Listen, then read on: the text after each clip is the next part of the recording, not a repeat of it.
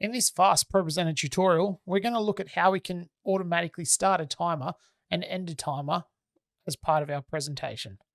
Let's get started.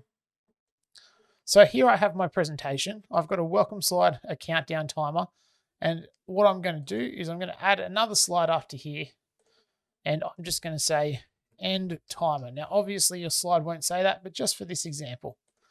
Back to my show button. So what I want to do is, this is my countdown timer, and I'm going to automatically do this by right-clicking on my slide, going to add action, going to go to timer. I'm going to choose to start my countdown timer. So I don't want to configure it because I've already configured it using the timer before in my timers video, my countdown.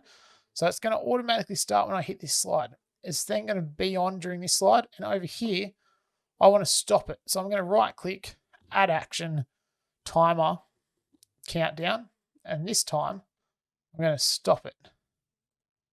There is also the option in here to reset it. So if that's something you're interested in, you could reset your timer as well. You can also change the allows overrun in here as well. Now, I just need to remove that last action that I added.